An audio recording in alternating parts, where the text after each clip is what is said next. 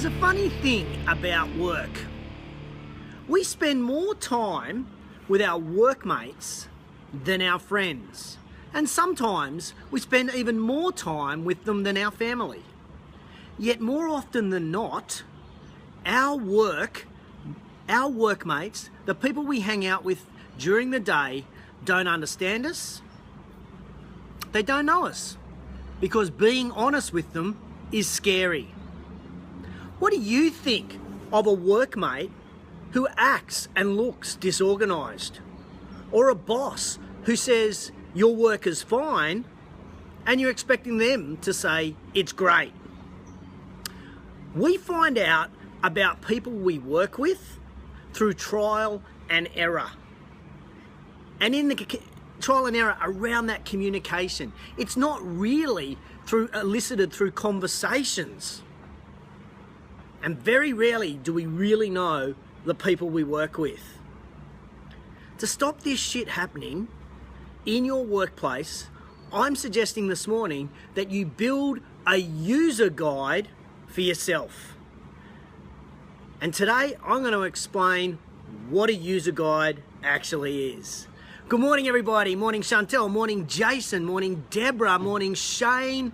Morning, Shauno. Morning, Matt. How is everyone on this fine day? I've just had a workout here at Phoenix Health Club. Hi, Susan. Here in Smeaton Grange. Morning, Andrew. It was a good little workout. Just had brekkie here now, and now doing JTInTheRaw, show 59. Morning, Frosty, where I chew the thin on business. Now, please understand, guys and girls. Morning, Simon Fox. How are you? I am no expert in business. I've just got plenty of war wounds from trying and failing in business and in life. And JTInTheRaw allows me to share some of those successes and some of those failures with you so that you can have a better business. Morning, Kerry. Morning, Rebecca. We've got a few people up from the west this morning. Great to have you guys. So, here's my question of the day for you, though. What are you an expert in? I just said I'm not an expert. Hey, Jace, I'm not an expert in business. It's just because I trial and do different things. So my question is, what are you an expert in? Remember a couple of weeks ago I said I was an expert in eating red frogs, much to the anger and dismay of my key people in my life, my personal trainer and my nutritional coach, who shall remain anonymous. She was not impressed when I said red frogs. But let me tell you, you know those little Allen's red frogs? Too small, too sugary. You need the bigger red frogs. You need the ones that you pick up at sports grounds. They're the ones. So I'm considering my expertise outside of my career in red frogs. And that's the question of the day. Pop in the comments below, other than your career, what are you an expert in? Let's have some fun this morning. Let's put some stuff down there that you consider you're an expert in. I want to hear, put it in the comments down below. So today's show, I'm going to be sharing with you how to build a creative and a collaborative team. Hey, morning, Luke. How are you? Steve Ankers is a expert in green frogs. Green frogs, yuck, Steve-o.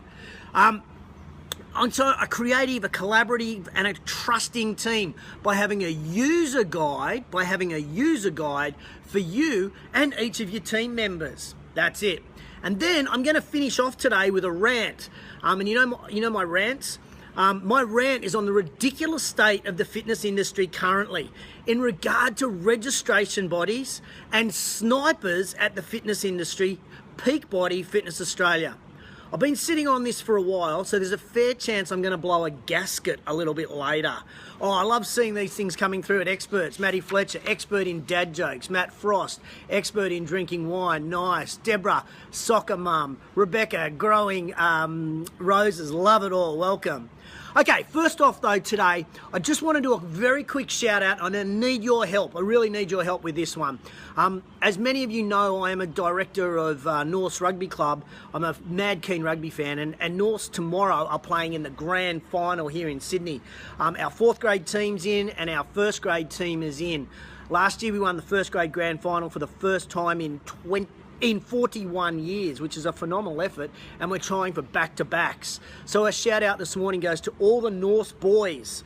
Good luck tomorrow in your fourth grade grand final, and good luck tomorrow in your first grade grand final. Hope you guys make the club really proud with your effort. Win well, win strongly. And if you're a no, Dave Allen, we're not going the Rats. So I really appreciate anybody that's watching this morning. Just pop in the comments, go Norths, and you're really clever. You can put those red and black dots there as well. That'll show your support for the team. Okay, let's talk about this user guide, this concept. So this week I was reading about Igor, I've got to get his name right, Igor Krukhrad, the CEO of Questback, who said he developed a one-page user manual so people could understand how to work with him. And I thought, what a great idea. Because he started to notice that his staff were treating everyone exactly the same, despite their individual needs, despite their individual quirks, and despite their individual traits. Morning, Andrew. Good to see you off the slopes early this morning. Now, the concept of a user guide is to help people better understand and adapt to each other so that we can understand each other. And if we understand each other better, it enables us to communicate with and be communicated to. And that's got to help, hasn't it? If we understand how we need to talk to people or how people need to talk to us and engage with us, that's got to be better for business. Give me a thumbs up if you agree with that. If we know how to approach problems with people or issues or challenges in the workplace because we understand the individual better, that's got to be better for business, hasn't it? And if we know that our boss knows that we are not an Energizer bunny and that we love private praise as opposed to public recognition, that's got to help too, right? Give me a thumbs up if you agree with those. So a user guide is to start to streamline the communication with each other. That's what it is. And what it does is it's a description of your quirks, it's a description of your traits, your values, your communication styles, and loads more. So here are 6 segments for your user guide that comes from Abby Fallick, the CEO of Global Citizen Year. She says this: you need 6 components to your user guide. Number 1, my style. Number 2, what I value. Number 3, what don't I have patience for? That's a good one, isn't it? What don't I have patience for? Number 4, how best to communicate with me. Number 5, how to help me. And number 6, what people misunderstand about me. Fallick then goes on to suggest that we need to have 3 to 5, only 3 to 5 bullet points below each one of those so that people can understand what you actually mean. That's it. Morning, Matty Wright, all the way from the US. Thank you. I'm looking at that stud. I'll stop it. Remember, these segments are specifically designed, if not to get rid of altogether any conflict owing to the differences between our team members. Simple as that. These categories ensure that our team members just don't understand each other, but they understand how to productively and positively communicate with each other without any fear of judgment. The better your team know each other, the better they're going to communicate. The easier it's going to be to navigate conflict, navigate angst within the workplace, empathise with each other, critique each other, share and even praise each other. Do you want those 6 again, those 6 segments so that you can build a user guide? Give me a thumbs up if you want to hear them again. No, don't worry, I'm going to tell you anyway. Here they are, the 6 of them. 1, what is my style? Number 2, what do I value? Number 3, what I don't have patience for. 4, how to best communicate with me. Number 5, how to help me. And number 6, what people misunderstand about me. Okay, so now I'm going to put it on you and I want a wow face this time. Don't give me a thumbs up, I want a wow face. Who's up for writing a user guide to save hours and hours and hours of analysing and predicting what teammates like or don't like or how they want to be communicated with? Give me a wow face if you think writing a user guide, at least for yourself as the leader of the organisation, is a good start. Now, Feel free to share any of these tips by hitting the share video below or even tagging someone in the comments, because this might be a great way to begin a conversation. Oh, excuse me, that was breakfast. A conversation in the workplace. A couple of wow faces coming up. Thanks so much. So now if you missed those 6 segments, you'll be able to read them again on the Active Management blog a little bit later next week. Okay, now before I enter my rant, remember I'm asking today, other than your career, what are you an expert in? That's it. What are you an expert in? I saw Jamie Hagues popped up there before, making espresso coffees. That's awesome. Love that. Okay. Remember, mine is eating red frogs. That's my expertise. So it's a little bit of fun this morning to put a smile on our faces on a Friday. Okay. If you're not from Andrew Ning, just figured out how to get the wow face. Kudos to you, sir. Well done. Congratulations, Ningy. That's awesome. Okay. If you're not from the fitness industry, then you may just enjoy my rant. You may be even offer Jason Lawrence. He's an expert in building IKEA furniture. Oh my goodness. If you're not from the industry, you may be able to offer some thoughts on what's happened in your industry. And if you're from the US, I'd really love to know what you guys are experiencing as well as I go through this. But this is a specific rant in regard to what is happening currently in the fitness industry. And I know I've got a couple of Fitness Australia people on this morning, and I don't know who else is on this morning that this will involve. So there are a couple of things though I need to get off my chest first. The first thing is this. The reason I do what I do is because I want to reduce the healthcare costs across the globe.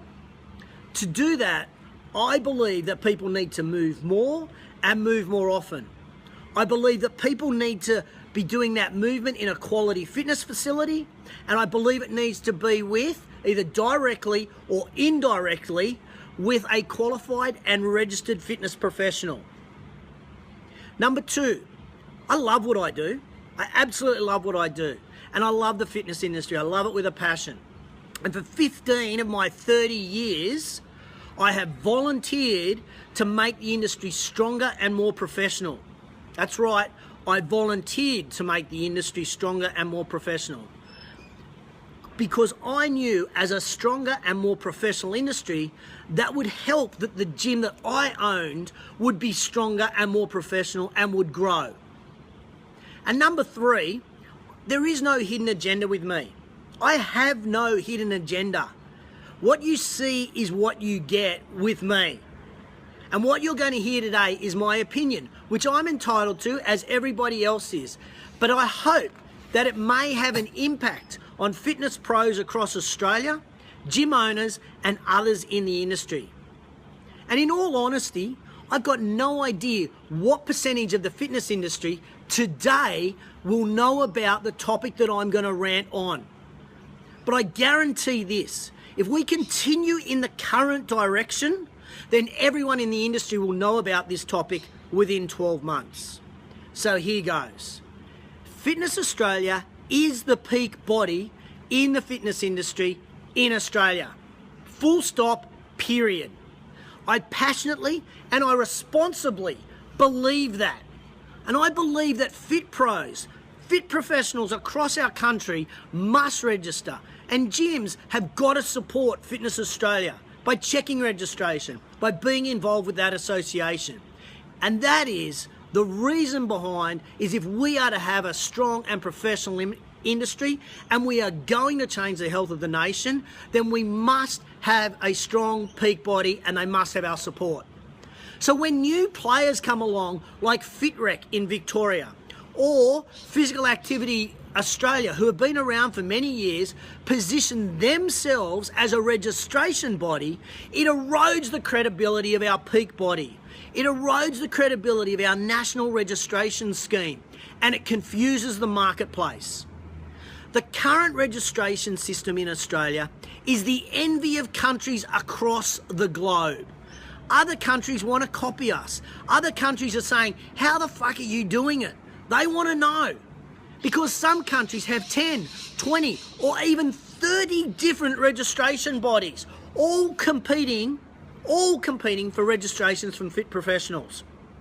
How confusing is that for the average fit professional? How confusing of that is it for a club owner on who they employ, or the consumer on what to look for? Now, I know, like many of you guys watching today, Fitness Australia is not perfect. I know they are not perfect. You know it, I know it, and probably the board even know it. Shit, probably even Bill Moore, the CEO, knows Fitness Australia is not perfect.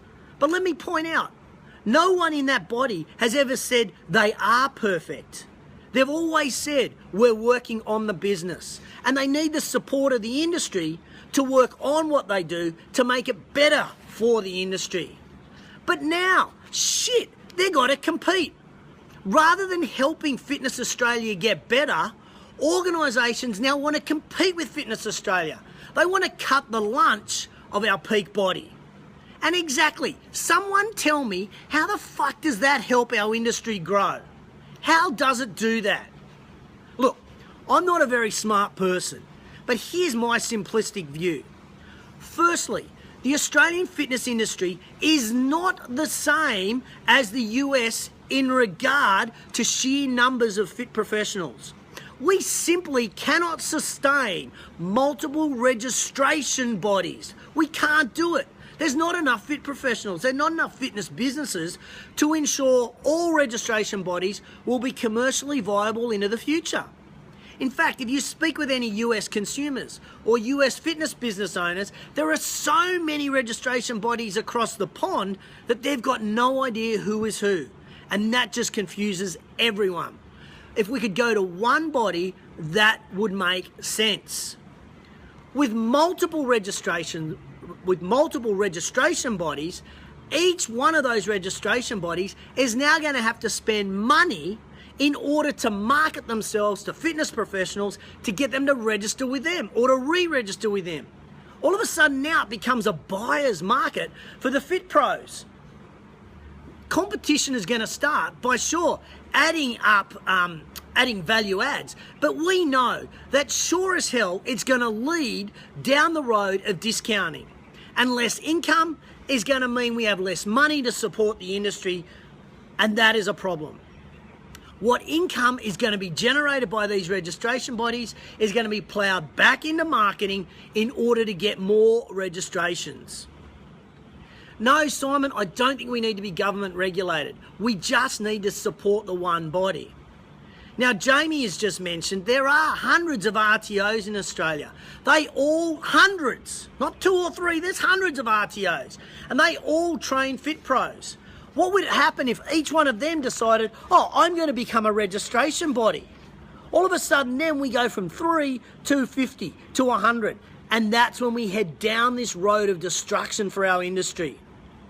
Again, this just adds to confusion, it adds to competition, and the industry will lose. From the outside looking in, I get it that it appears Fitness Australia in many eyes are doing nothing. It appears that they've let the fit pros down. I understand they should be doing more to help them. I appreciate the gym owners are sitting there and they're concerned, what do they get for their membership? But just because Fitness Australia has weaknesses doesn't mean you need to exploit them by competing with them and therefore watering down the foundations that our industry is built upon. Oh shit, I can tell you why people think Australia are doing nothing. It's because they're fucking terrible at blowing their own trumpet. Fitness Australia are working their asses off, but they're not telling anybody what they're doing. So part of my rant is to FA, to Fitness Australia, and start yelling from the rooftops. Start telling people what the hell you guys are doing, because you're doing some amazing stuff. And the majority of the industry out there don't know what you're doing. In fact, the majority of the industry may not even know that there are 3 or more bodies that they can register, or they might go, well, there's too many, so I'm not going to register. And for many of the people watching today, this may not be an issue. And they are right. What I'm talking about today is not an issue today. It's not even an issue tomorrow. But this will snowball and it will become a massive issue in 2 to 3 years. And once we're down that track, we can never go back. Yes, Amanda, we need to make the invisible visible. Yes, Jamie, we're not doing a good enough job. We can improve. So my gripe today is about the confusion for fit pros, the confusion for employers, the confusion for health funds, and the confusion for governments of multiple registration bodies. Let's just make it simple. Now let's go down the commercial angle here, and let's consider just for a moment, if there were 30,000 fit pros in Australia and they were all paying $100 a year to be registered, that's $3 million. Imagine what one organisation can do with $3 million. Imagine how much marketing they can do to get people moving and moving more often with qualified fitness professionals in a quality facility. But no, in Australia, we've got to have 3. We're going to have more registration bodies. So that just divides the pie up. And then between each of that pie, we're then adding in the marketing budget to encourage fit pros to register with us. It just doesn't make any bloody sense to me. Wouldn't it make more sense to have one registration body with all the income going to them so that we can work on getting more people active? Wouldn't you prefer as a gym owner or a gym manager or as a PT to have a queue of people knocking on your door saying, I just saw an ad on TV from Fitness Australia last night saying that I really need to get moving and that you guys are what I should be looking for? Wouldn't you like that instead of actually going out there and saying Facebook ads or Google ads and spending your money to try to convince people? It's never going to happen if we have registration bodies scrambling for income and market share. Yes, Fitness Australia should have industry advisory and ambassador board beyond the actual board. Great idea, Amanda. Love it. And this is what we need. We need feedback, we need thoughts, and we've got to give this information to Fitness Australia. At the moment, we've got a dumbass situation. No business sense for anyone. So I'm putting it out there today. Today's the day I'm drawing a line in the fucking sand here. Bill Moore from Fitness Australia, I don't know if you're watching, I don't even know if you're going to see this, but I'm challenging you to be the leader of this organisation. If you really are the CEO of Fitness Australia, then I'm challenging you on this. I'm challenging you to hold out the olive branch to Dennis Hoskins from FitRec, Ben Cooper from Physical Activity Australia, plus any other people who want to have their say in the registration process. And I'm challenging Dennis and I'm challenging Ben and anyone else who comes to mind to let's get together and let's achieve something as a group. Let's work together.